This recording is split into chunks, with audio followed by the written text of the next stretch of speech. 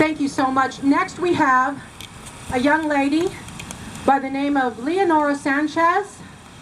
Leonora is here representing our young adults. Yay, young adults! She has a heart for raising awareness of current events.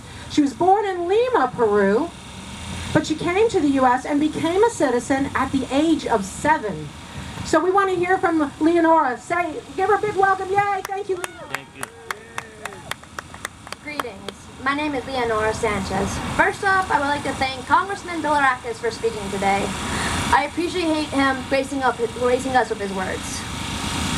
I am a young woman, but I come to you not as a woman, but as a young adult. There are some things to be considered when hearing about these speeches and these deals. I'm not here to tell you what to think, what to do, or even what to listen to. I am here to tell you what I know from history and from my little time here on Earth.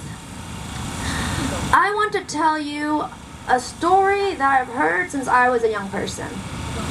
Have any of you heard of Chronics of Garcilaso de la Vega? One of the first Peruvians and a chronicler of what made Peru a nation. Basically, the Incan Empire was split into 2 warring princes. One prince made the mistake of trying to ally with the conquistadors and was kidnapped. But a deal was to be made concerning the release of the Prince Atahualpa. The prince's people were to give the conquistadors a room filled with gold and twice the amount in silver. Pizarro agreed, letting that room fill up with gold. But did he release the Incan prince? No. He only agreed so Atahualpa's generals would not have attacked the small number of conquistadors. Pizarro didn't release the prince and told Atahualpa if he was baptized, he wouldn't burn at the stake. He was sent to his death due to his cultural beliefs. On August 29th, 1533, Atahualpa was garroted and died a Christian. The Spanish slaughtered the Incan people in pursuit of gold and their holy war. The people were diseased, the women were raped, and the Incan Empire fell. Now, having heard that story, I want you all to think. Are we giving a room full of gold? Will our wishes be respected? Do we need to give so much in order to become friends? I can't answer these questions. I can only look to history and see what has happened before. It is a common saying that if we do not learn from our past, we are doomed to repeat it. Now granted, I hope our wishes will be respected and such a deal would go off without a hitch. But is it truly the nature of a man to respect something that goes against his very ideology? If it were just a dictator, it would solely rest on the pride of one man and his followers. But this is very much like the Spanish, based on ideology and is bigger than just one man.